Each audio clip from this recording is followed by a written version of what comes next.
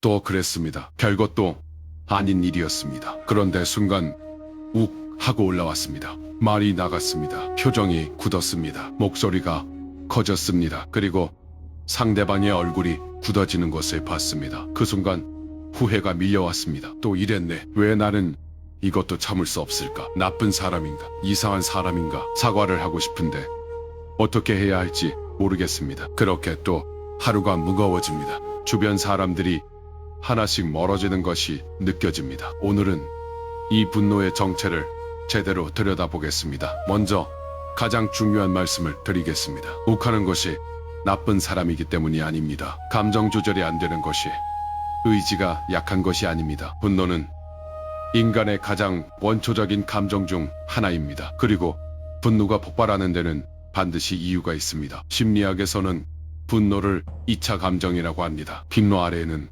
반드시 1차 감정이 있습니다. 두려움, 상처, 수치심, 외로움, 무력감, 이것들이 처리되지 않고 쌓였다가 가장 약한 순간에 분노로 터져 나오는 것입니다. 사소한 일에 욱하는 것은 그 사소한 일 때문이 아닙니다. 그 사소한 일이 오랫동안 쌓인 무언가의 방아쇠가 된 것입니다. 부처님 당시에 이런 이야기가 있습니다. 사리푸타라는 수행자가 있었습니다. 그는 수행의 경지가 높았습니다. 어느 날 한 바라문이 내기를 제안했습니다. 나는 저 사리푸타를 화나게 할 수 있다. 사람들이 말렸습니다. 사리푸타는 화를 낼 사람이 아니다. 바라문은 사리푸타에게 다가가 아무 이유 없이 그의 등을 세게 내리쳤습니다. 사리푸타는 잠깐 멈췄습니다. 그리고 바라문을 돌아보며 말했습니다. 존자여, 제가 무언가 잘못했습니까? 그것이 전부였습니다. 사람들이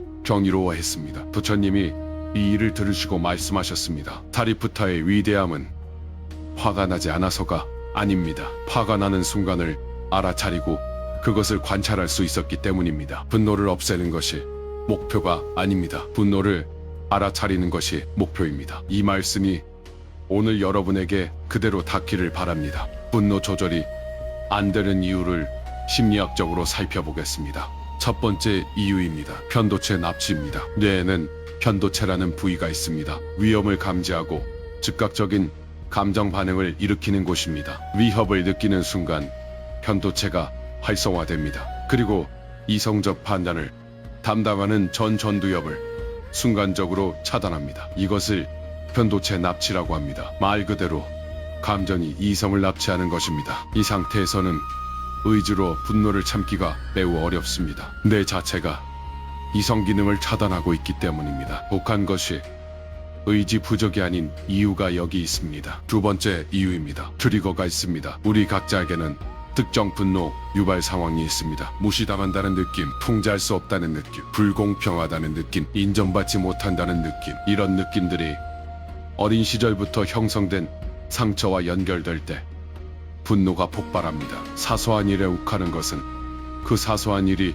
오래된 상처에 트리거가 됐기 때문입니다. 배우자의 한마디가 어린 시절 부모님께 무시당했던 기억을 건드립니다. 상사의 말 한마디가 오래된 수치심을 건드립니다. 그래서 반응이 과도해지는 것입니다. 세 번째 이유입니다. 만성 스트레스와 수면 부족입니다. 평소에 스트레스가 쌓여 있으면 분노 역치가 낮아집니다. 분노 역치란 분노가 터지기까지 필요한 자극의 양입니다. 스트레스가 없을 때는 큰 자극이 있어야 화가 납니다. 스트레스가 많을 때는 작은 자극에도 화가 폭발합니다. 수면 부족도 마찬가지입니다. 2018년 수면 연구 저널에 발표된 연구에서 수면이 부족한 그룹은 충분히 잔 그룹보다 감정 조절 능력이 유의미하게 낮았습니다. 잠을 못 자면 욱하기 더 쉬운 것이 과학적으로 증명된 것입니다. 그렇다면 어떻게 해야 할까요? 첫 번째 방법입니다. 욱하는 순간을 알아차리십시오. 변화는 알아차림에서 시작됩니다. 욱하는 순간을 사전에 인식하십시오. 몸의 신호를 읽으십시오. 가슴이 답답해집니다. 얼굴이 뜨거워집니다. 턱이 굳어집니다. 주먹이 쥐어집니다. 이 신호들이 분노가 오고 있다는 경보입니다. 이 신호를 알아차리는 순간 이미 절반은 성공입니다. 알아차리면 선택이 생깁니다. 알아차리지 못하면 반사적으로 터져나옵니다. 두 번째 방법입니다. 6초를 버티십시오. 심리학 연구에 따르면 분노의 신체 반응이 최고조에 달했다가 내려오는데 약 6초가 걸립니다. 6초만 버티면 편도체 납치 상태에서 전전두엽이 다시 작동하기 시작합니다. 이성이 돌아오는 것입니다. 6초 동안 무엇을 할까요? 숨을 깊이 들이마시십시오. 속으로 하나에서 6까지 세십시오. 자리를 잠깐 피하십시오. 물 한 모금 마시십시오. 이 6초가 관계를 지킬 수 있습니다. 부처님은 이렇게 말씀하셨습니다. 화살이 날아오는 것을 막을 수는 없습니다. 그러나 두 번째 화살은 내가 쏘는 것입니다. 첫 번째 화살은 분노를 유발한 상황입니다.